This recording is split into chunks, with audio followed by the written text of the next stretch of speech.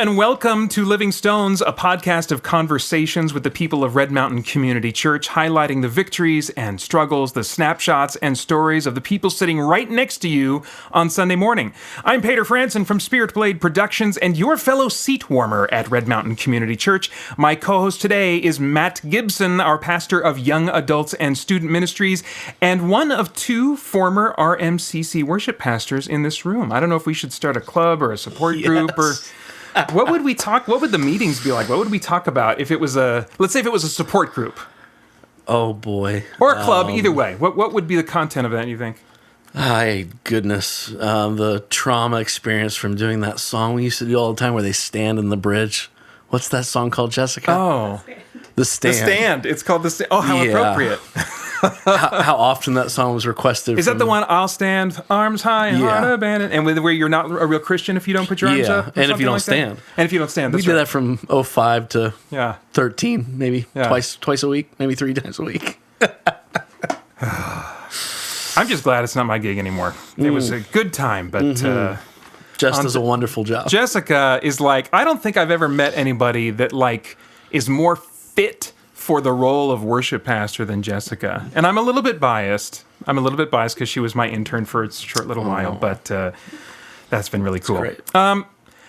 It's neat to have you here, though. Well, it's actually a little intimidating, too, because we are recording in my office space right now, guys, because there was just some scheduling stuff, and so whenever things go awry in scheduling, then my office is like the backup recording location where I do some recording stuff. But I don't know, Matt is really knows his stuff technically as far as recording, and the terminology and stuff. I have been for the last 12 plus years just beating my face against the wall until it sounds the way I want it to. Hey. And I don't know any if you sat me in a room with other people that did recording stuff, I would just have a blank stare while they talk. Well, you're doing great, and it's been a long time for me, so this is fun. Are you? Wait, well, hang on, because before we were recording, you said something about. Are you still doing any recording? You used to do some songwriting and recording. Are you doing any of that anymore? Yeah, I did production and songwriting and recording from 2000 to 2009, 2010. I had a company, and then took a few years break, and then stopped playing music in 2013. And just this last year, I've started to mix a little bit on the side. But there's between the kids and wife and church and... Is that mixing for you or for other people? For other artists, Okay. yeah. Yeah, just for friends and old clients, and just every once in a while when I have some space and time, Is that fun, or is that a little extra side gig? It's great. Yeah, it's both. It's okay. I got a little Pro Tools rig, a little Apollo set up, and it's at my house. It's nice. Great. It's great. Okay, so what you're doing now doesn't involve any of that. No. So the question I like to ask all of the pastors that co-host with me the first time they come is, what would you say, two-part question, what's the most fun or natural part of your job that just kind of suits your wiring or whatever, however you want to read that question? And then follow-up would be, what's the hardest or most challenging part of your job? My favorite part of my job is sitting with people in my office and talking about Jesus. Okay. I think that, as a young man, I had young men, other men and women who were a few steps beyond me in the faith, just sit with me and listen to me and let me wrestle through my doubts and struggles. And I count it a privilege to sit with people in the midst of whether it be their joy, their pain, or whatever it may be, to sit and just talk about the person that we love and talk about the beauties of it and the mysteries of it and the frustrating things about it and the things that don't make sense. And I think that the most challenging part of my job is probably my wiring of just, I'm still growing in it, even at 40 years old and doing it for 20 years, setting good boundaries. I think I look at Jesus and how he balances the way of life of time with the Father and time with his disciples and giving himself away to the crowds. Yeah. And I've never really gotten, I have it for a week or 2 weeks or a month, and I'm Sabbathing well, but saying no is not easy. When someone needs you on a weekend and you say, well, Saturday's my day, you just sometimes set a good boundary and sometimes you don't. And so I think learning to be okay with no and feeling like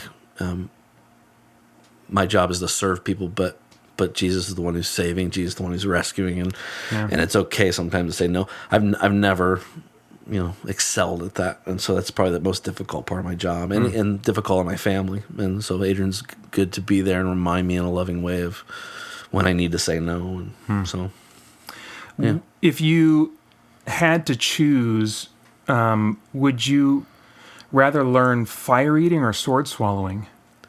Oh boy, both sound pretty awful.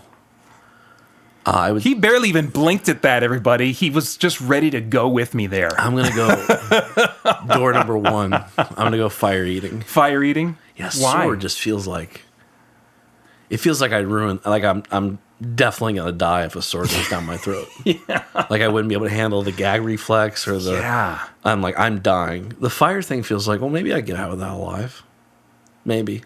I'm thinking, I was really trying to puzzle through this because that was my knee-jerk reaction too, is like the fire, because that's got to involve just having like, I don't know, it didn't say fire blowing, so there's got to be, maybe there's some kind of liquid in your mouth, you could put it out fast, and if you start with a match or something, maybe you can work your way up. But then I thought, well, you would start with not a sword if you're learning sword swallowing, so you would start with what, like a wet spaghetti noodle or something? Like a toothpick? Or a toothpick, maybe, or like a popsicle stick or something. Man, I'm still choosing fire, though. That's weird. Yeah. I don't want to put anything down my throat that's... I think so. I think because I'm a singer and I use my voice a lot, and I'm like, I don't want to be messing with like sharp instruments in there. All right. That was good.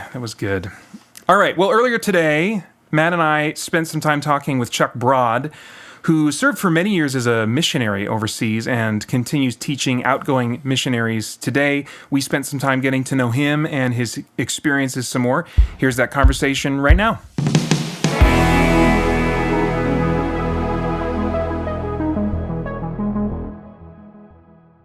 Well, Chuck, thank you first off for coming and doing this. Appreciate you taking time out and doing. Have you ever listened to a podcast, or have you been on a podcast before, anything like that? Yes, I watched one of, not all of it, but most of it one time. Oh, one of our podcasts. Yeah. Oh, okay. All right. Cool. Well, I'm glad that you decided to come out and be okay with doing this. I know that for some people it can be a little nerve-wracking, but hopefully we're just down home, normal people, not too weird and scary.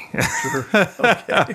And no problem. This is cool for me because I've just kind of known you for a few years as a familiar face that comes in and prays before the service starts, with the worship team beforehand. But I haven't really known anything about your background or anything like that. And when Arian and Jessica were explaining to me, who you were and what your background was, I was like, oh, okay, this is cool, because I think a lot of people, myself included, will have different ideas of what it is to be a missionary, what that life looks like. And so to have someone in who's spent their life doing that kind of work is really kind of a cool opportunity for us to kind of pick your brain a little bit and kind of hear about some of your experiences and stuff. When did you become a believer in Jesus, or when did your faith really become your own?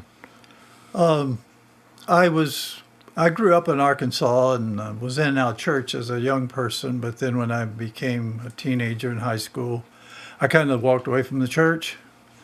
Only reason I'd go to church if that's where the girls were going. Right. Pretty girls. So that was... And then I went in the Air Force after I graduated from high school. Okay. And I found myself as an unbeliever going over to Okinawa and during the Vietnam War. Wow. And during that time, it was that I came across a friend of mine that was a Christian, living the life there as an airman. And I got to be friends with him, and he began to invite me down to this place at the time was called Overseas Christian Servicemen Center. And I went down there one time. I never thought I would, but because we usually rode the bus from where I was stationed downtown to party. Okay. And he'd get off the bus and go in there. I thought, no way am I ever going to go in there, because we were always making fun of him when he got off. But anyway, I went down there with him because of his life and things. And the missionaries there had what they called a New Life Hour on Friday nights for servicemen. They'd come in after the week of work and things, the Christians and other people. And so there was a missionary that usually spoke that traveled through the area. Okay. And they shared the gospel. And that night, as I went and was pondering that, I said, Lord, I need to give my life to you and accept this Jesus that I've been hearing about. And so it was that point that God really got a hold of my heart, began to put away things that were part of my life before, and following him, and the missionaries there took me in there under their wing and fed me for another year after that. But it was just there that I found the Lord and began to follow him. Amen.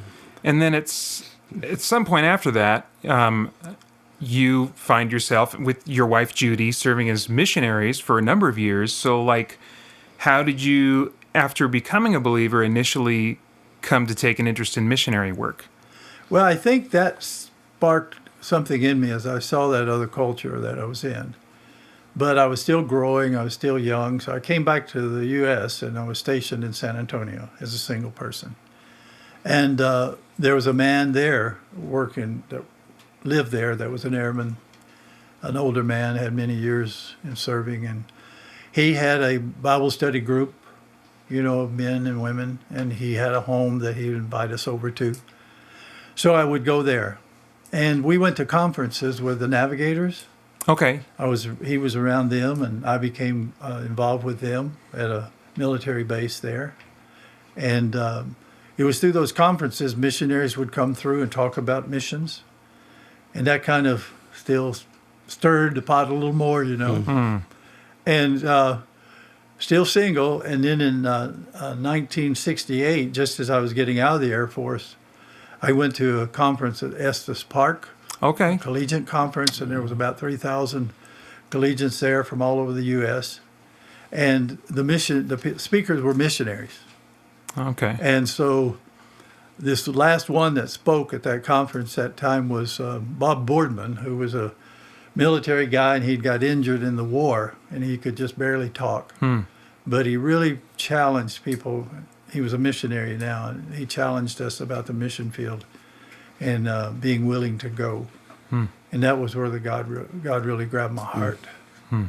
And I committed, you know, I felt that call, and I committed myself. If that's what God wanted, you know, he needed to prepare me.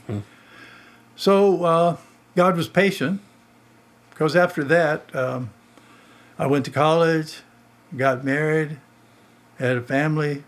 And at this point, you had already felt a call to be involved in missions. Yeah. Okay. So I was spent those years. It took 14 years for him to get me overseas. Okay. Because of marriage and college and Sure. growing and getting prepared and the family. So in 1982, we arrived in Liberia. Okay. This was after starting a family. Yeah. We How- had 3 little kids, Okay. And how old were they when you started in Liberia?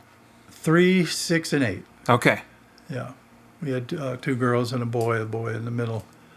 And it was interesting. I had, the mission I joined to go was SIM, Sudan Interior Mission, it started out being.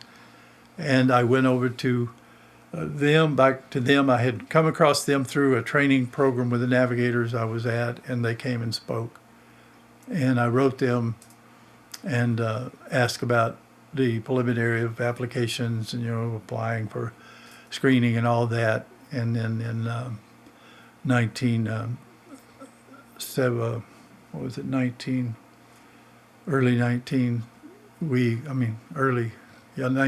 1970s, Okay. we went to a program for candidates Okay. out there with SIM headquarters. And consequently from that joined the mission, and then went to Liberia, which what they did was we went to a orientation where they SIM presented all the different fields they were on that we might be interested in and all the needs in that field. And so when I saw Liberia, it's, God just kind of led us, my wife and I, to say that sounds like where we need to go. What was that initial conversation like with your wife when you thought Liberia? How was her response, and what were those conversations like? Yeah, well, before I even asked her to marry me in early 1973, I told her, I said, there's this thing going on in my heart that God has put there, I think is genuine, we'll see what happens, but I want you to know if you say yes to this question, I might you might be overseas as missionary one day. And so consequently, she knew about that. So we had discussed it. It had come up and down in those 14 years. You know, at one point I'd say, well, Lord, I guess we're going to be here, you know. So we'd get it grounded more, a little bit more. And then things would happen and the Lord would say, well, really? You know, have you forgotten? And so after she and I both struggling with that continuing to come up, we said, you know, maybe God just wants us to knock on some doors and see what he'll do. That's great. So we did with SIM, and I wrote other missions too, but that was the basic one that we were drawn to by the Lord. What can you give me an overview of? You started out serving in Liberia, but you served in several different places. Where, just as an overview, where did you serve over the course of your ministry career, and for how long? Well, we were on the mission field 30 years. Okay. And we started out in Liberia from 1982 to 1989. And then the war came in 89. 89, yeah. We were home on home assignment and had 3 kids ready to get back into school in Liberia. We were home through that summer.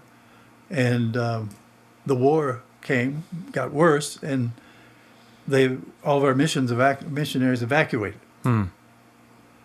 So we said, what are we going to do? Yeah. So we went to our mission and said, we can either put our kids in school here because it was August, getting to be August, and we'll be here the rest of the year because we're not going to start them and take them out. That'd be 2 years home on home assignment.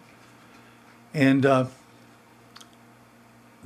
said, or you can find a place we can go and hope that the war stops after a year, you know, by next year, and then we can go back to Liberia. Well, the war went on till from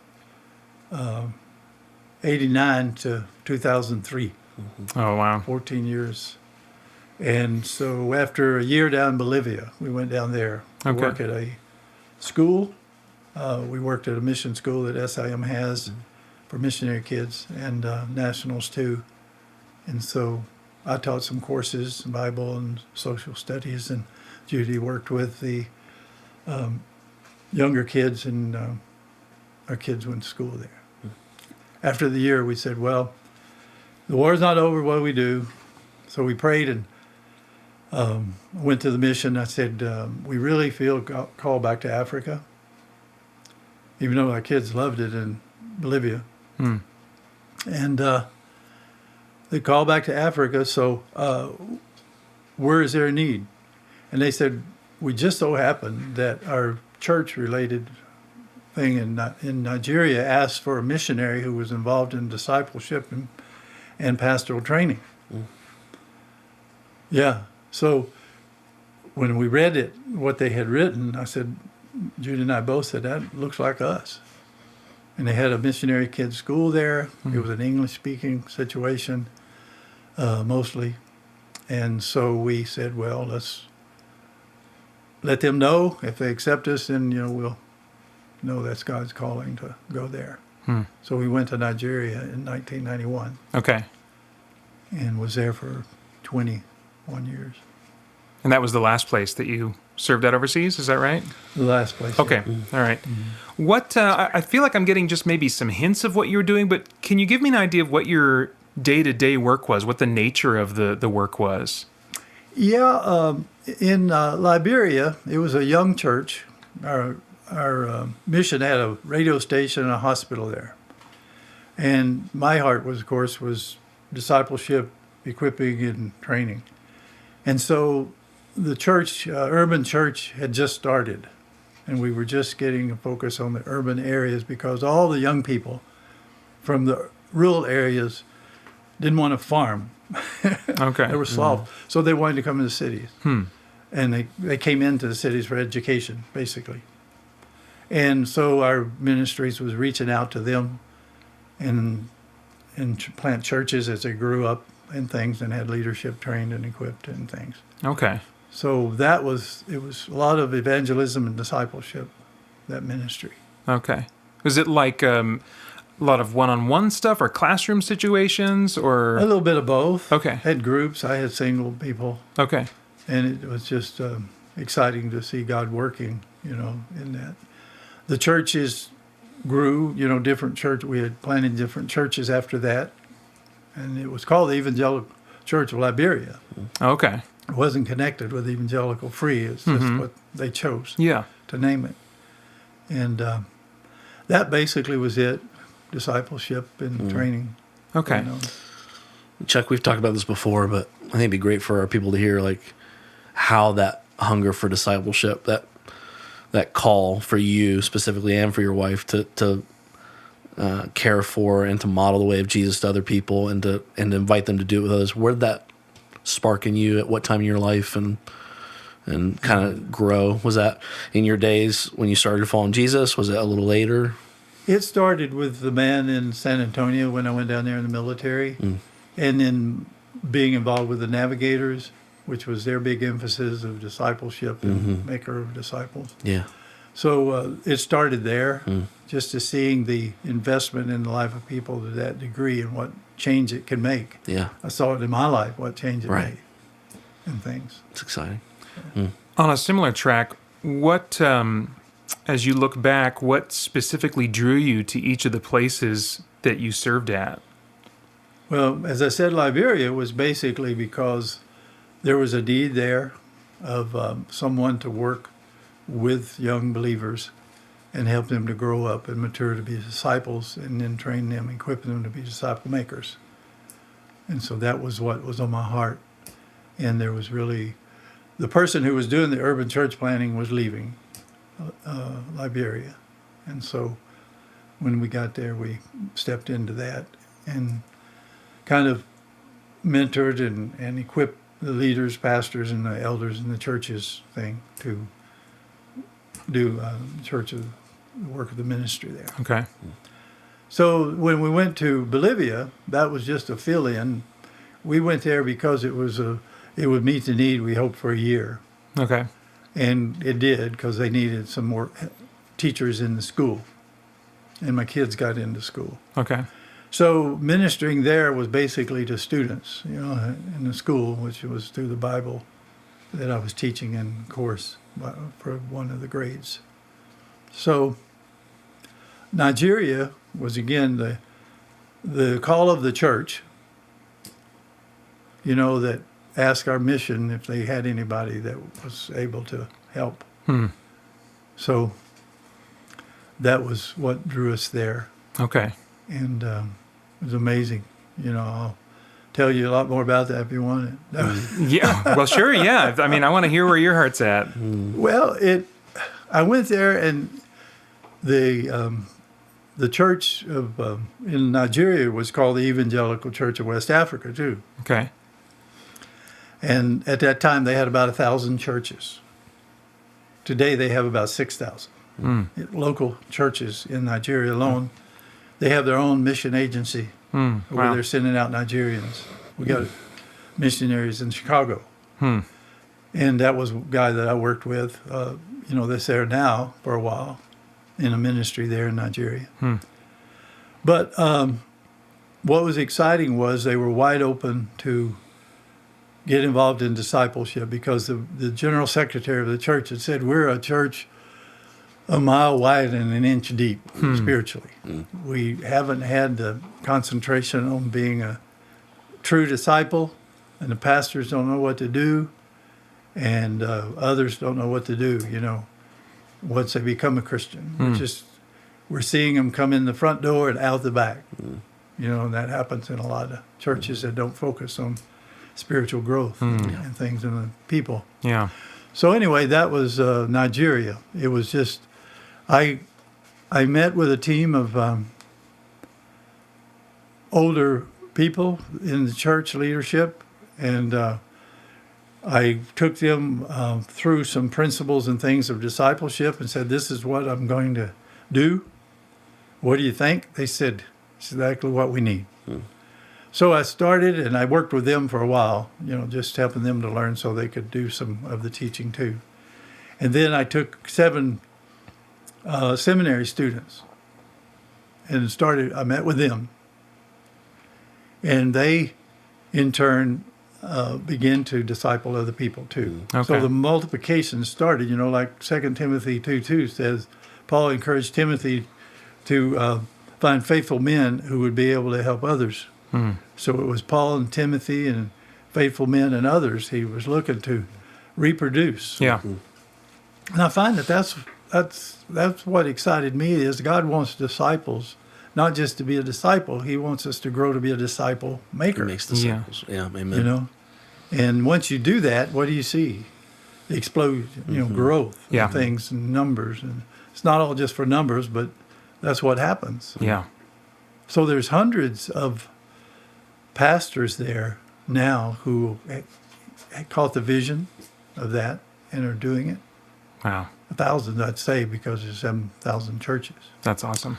I thought of you a few weeks ago, Chuck, when I was teaching on Sunday mornings. I don't know if you caught it, but I said there's more Protestants in the country of Nigeria right now than there is in Germany, which is the foundation of Protestantism. And when I read that statistic that week, you were the first person I thought of just faithful men and women, you and your wife and your family going there and being there for 22 years. Yeah. And loving people and caring for people and believing that the nationals should be leading their church, so discipling and modeling the way of Jesus so that they can lead their churches. Yeah, and I just think that's powerful. Yeah, I had pastors tell me when we were working with them, one came to me weeping one time and said, I've been a pastor for over 30 years, and I cannot name one person I know that's walking and being fruitful for the Lord. Wow. And I just wept with him. Yeah. Wow. When speaking of those kind of like those hard moments, those hard experiences, I mean, I think a lot of different thoughts come to mind as people try to picture in their head what it's like, what some of the difficulties are that are involved with being a missionary, whether that's difficulties with the work itself or personal difficulties, just like really challenging or hard things. What kinds of things come to mind, either when it comes to accomplishing the work in front of you or just difficult in terms of your own experience and your family? Whatever. I'm curious what comes to mind when you think about the difficult things of your time as a missionary. Well, one thing I guess comes to my mind is the balancing the life as a missionary, and that is you of course want to put God first, and make sure you're committed to following Him and spending time with Him and growing in Him personally. But then you have your family, and then you have your ministry. So there's a big pull there. That can be an obstacle if you're not aware of what's going to happen and things. It can really set people back, because they burn out trying to do everything or ignoring something that they shouldn't and things. Yeah. Was that something that you had some examples that you were able to follow that kept you from falling into some problems there? Or did you ever come to a place where you're like, I screwed up and I've given too much emphasis to A, B, or C? Yeah, I think everybody will experience that probably, because you're learning, when you first get on the field, you're learning the culture. Yeah. Culture shock comes in, and it's hard to be aware of that at first, when you begin to think, this is crazy, how they do things, or this culture, how can they do this or that, Yeah. Why do they eat what they eat? Or Yeah. whatever, Yeah. and adjust to that. But I think that God was gracious in those things, in helping us to just be patient and learning when we struggled with things. But use of time was a big factor, of learning how to use it and balance it out. If otherwise, something's going to get neglected somewhere. Yeah. And we wasn't always perfect. There's times, I knew my family was hurting, and I had to have somebody wake me up about it, or my wife say something, say something, things like that. But just those things come up. Then it's, I guess, misunderstanding is an obstacle if you're not careful. You mean like cultural misunderstanding? Yeah. Well, I mentioned this about culture shock and ethnocentric type of personalities that want to say our way is the best way. Yeah. When you go places, then that can really be an obstacle if you're not teachable and open and listening and learning from the nationals. So that you felt resistance from those in the places you were working, that like their way was the right way, or did you feel that impulse yourself? That I would feel that myself. I see. I caught myself several times thinking like that. Gotcha. And of course, they want to learn new things. So sometimes you think, well, this is the way to do things. But then sometimes you run into things they don't want to do it that way. Yeah. And you just have to say, well, let me look at what they're doing more and see. And find out there's not a good or better. It's just both are good. Yeah. And things. So. What were some moments that made you feel like, okay, God is like, wow, He's blessing this work, and what I'm doing is worth the effort that's going into it? I guess the biggest thing, there's a lot. As I was mentioning, the people, the investment in the life of the few who really caught the vision and reproduced. Yeah. And they're still reproducing. I still hear from 12 or 15 men and women who are out there making disciples. One guy's traveling all over Africa with pastors, meeting with pastors and helping them to be focused on disciple making in their churches. So the impact is going there. There's a guy in Liberia that I had first worked with when we were there, those 7 years, who's now working with the church growth area in the SM-related church. Okay.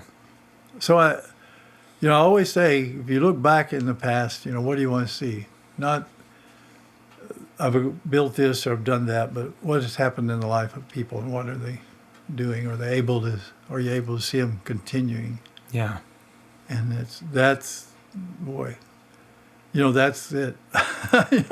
Yeah. That's what's worth it. You may go, missionaries go over and do a lot of things. And I've seen them go over as teachers in schools, missionary kids schools. I've seen them go over as doctors. I've seen them go over as builders, as evangelists or whatever.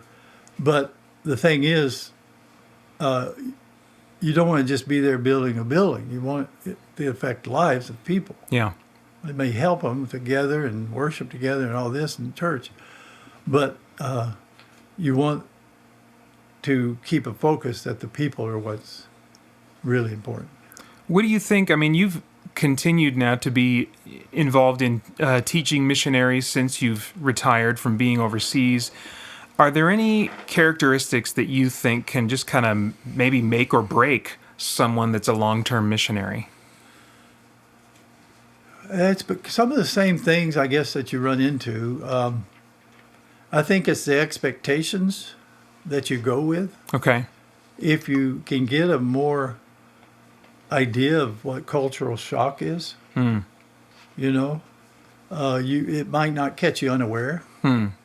And I think that's something that missionaries who are going long-term need to really be aware of, because you can have that happen almost and then not even realize it. Maybe somebody will come along and point it out. For long-term missionaries, I think it's good to have accountability. Okay.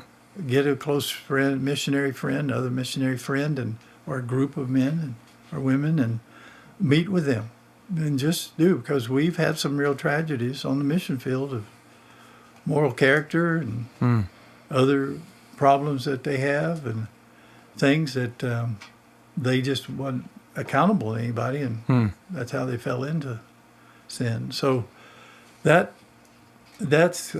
several things I think that are really key. And also not only build relationships with missionaries, but with nationals. Okay. Because that's friendship-wise. Yeah. Not just to be teaching them or whatever, but as a friend. Because those are people who are going to help you when you do make mistakes. Those are people who you are going to learn from about the culture.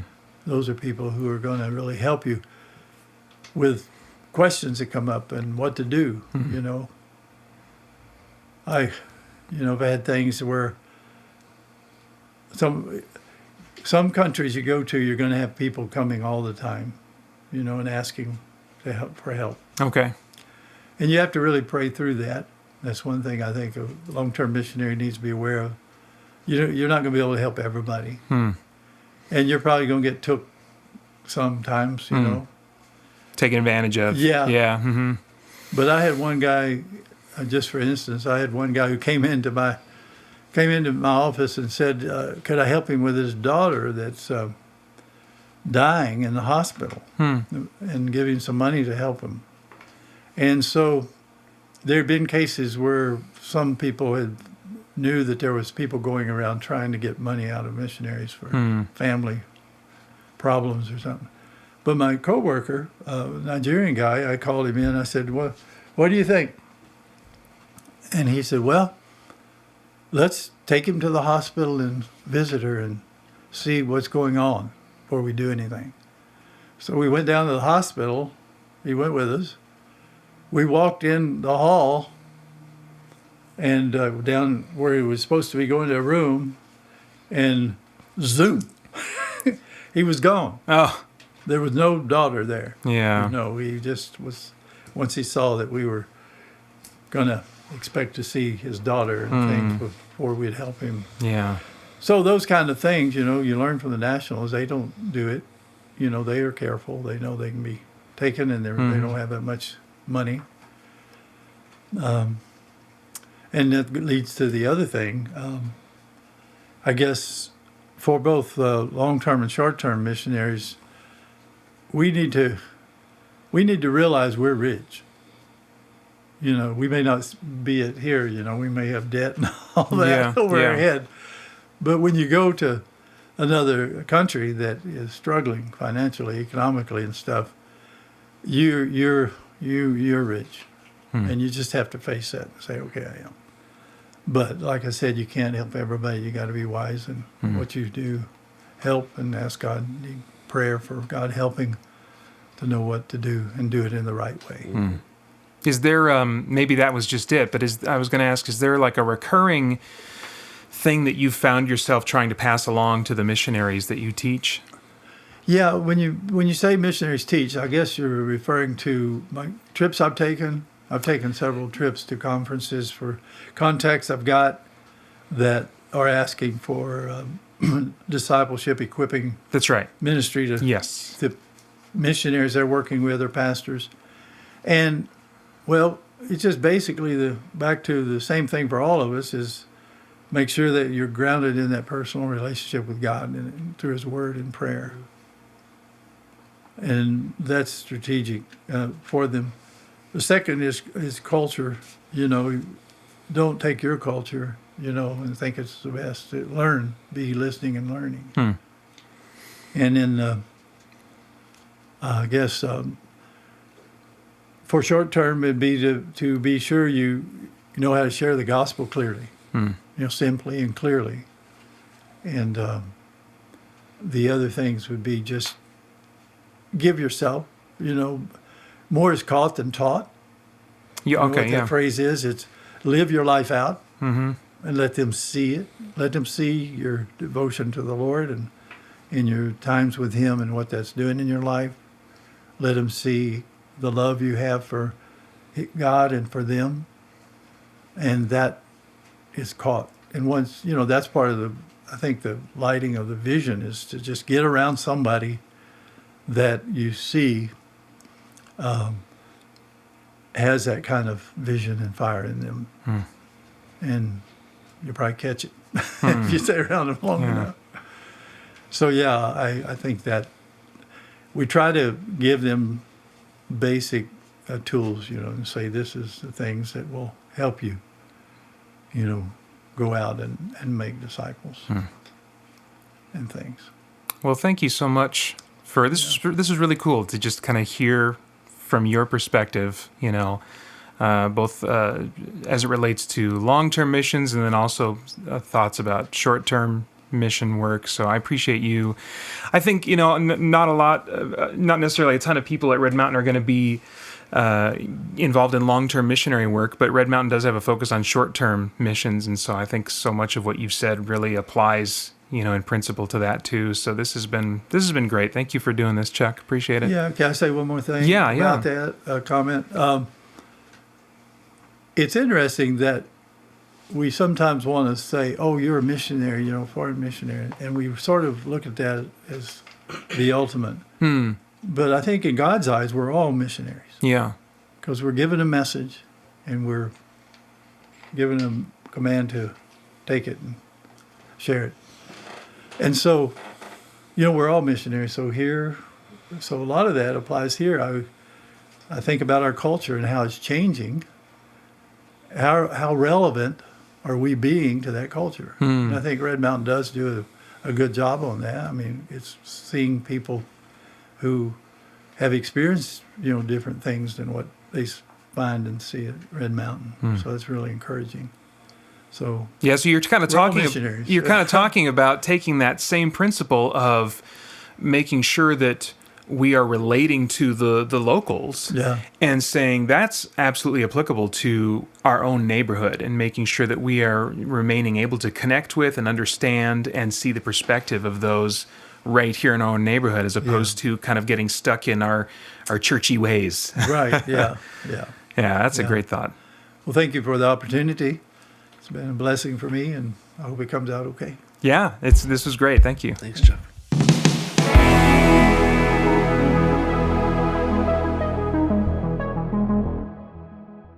That was really cool. So what stood out to you, Matt, from our time talking to Chuck? Oh, so many things. One. The most thing, you only get one, and it's got to be the most impactful thing. Well, I'm going to pick two. Okay. One is I love Chuck. I think he's a good man. I think he loves Jesus, and it's just good to listen to the men and women who've gone before us and listen to their stories. And so that was just the first thing. I was just enjoying hearing his story. I think the second thing that was impactful is a reminder.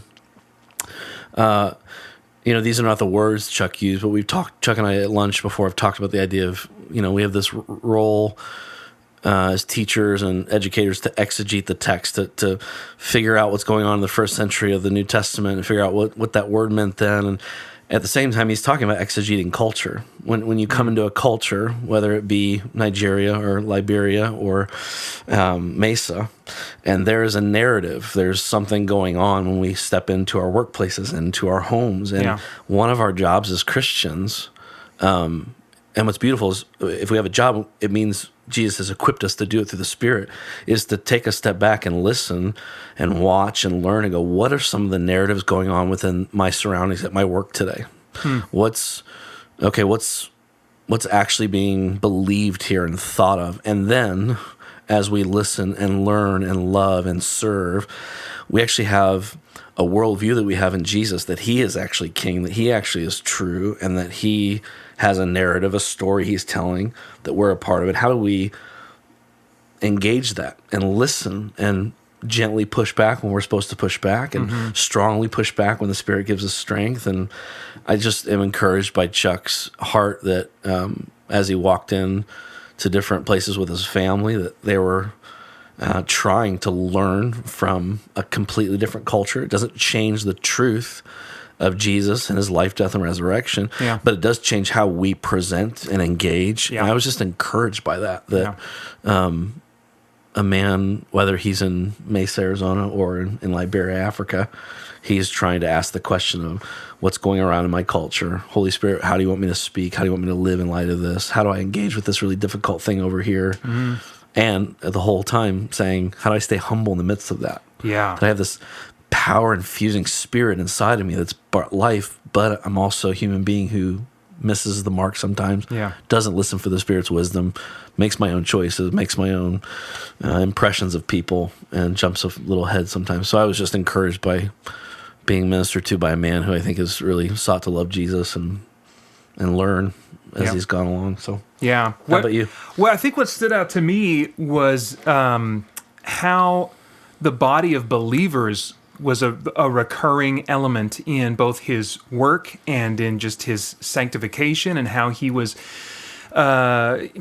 he wasn't being a Lone Ranger Christian in all of this, and in the mission that God gave him. God gave him the mission to go to these different places through the body of believers. And then once he was there, he was getting help and accountability from other believers. And I think that so much, the more we head into this online virtual culture, more and more of us get more introverted. This is a page from my own diary here, and so it's so tempting to just kind of think, I can by myself hear the voice of the Spirit and know with certainty that's what I'm what I'm supposed to do and I'm called to do, and it can just be this me and God thing. But God uses His body, Amen. In order to send us out and to equip us, and while we're out, His body is meant to be with us. And so, just hearing that was really cool and challenging in all those uncomfortable ways. And so that was good. And then let's see, with that, thwack! We just ran into a big poll question at rmcchurch.org/podcast. The poll question this month: would you rather go on a cruise or a road trip? 45%. I think we got a record number of votes. I think Arian was saying about like 100 people. Is that right? 100 people clicked buttons on the internet page of our site to answer this question. I'm not going to judge how people spend their time. 45% chose cruise, and 55% said road trip. That's like really close, like almost neck and neck. Matt, do you have a preference, road trip or cruise? I always need context. Who am I taking the road trip with? Am I alone? Who are you most likely to be taking a road trip with? That would be... My wife and my kids. Okay, so that's the scenario. Yeah, so maybe a cruise. No, I'm kidding. I'm kidding. No, I would probably, at this stage in life, I'd probably choose a road trip. Yeah, the adventures of seeing water and mountains and forest and city, and I pick a road trip. I think I'm with you on that. I would say I'm not more often traveling with my family. I visit a friend out in California about once or twice a year, and I love that drive every time. It's awesome. It's almost about the same if I wanted to buy a plane ticket, but it's still just cost-wise a little bit better to drive for us. But on top of that, I love just like putting podcasts on and just having the solitude of the drive, and there's something about seeing the scenery go by. Yeah, that I don't think in the cruise package we could afford, we would probably be in the bowels of the vessel and unable to see any scenery. So, Sure. All right. Well, that's about it. On the next podcast, we will have Kim and Brian Moody as our guests with co-host Becky Biebelheimer. For now, that's it for this episode of Living Stones. You can follow Red Mountain Community Church at MyRedMTN on Instagram, Twitter, and Facebook. You can also go online to rmcchurch.org/podcast to submit responses. It's responses. That's a little bit different from responses, but it's very similar, so we won't be confused. You can submit responses to our poll questions and leave questions for the guests featured on the next show. And as I said, which I guess I chose to repeat it in my script here, on our next episode, we'll be talking with Kim and Brian Moody with co-host Becky Biebelheimer. You can go online, once again, to rmcchurch.org/podcast to submit your question for them, and you may just hear it read on the next episode. In the meantime, I'm Peter Franson. I didn't prep Matt for this. I'm Peter Franson. I am Matthias Robert Gibson. Oh my gosh. Thanks for listening. We'll see you on Sunday.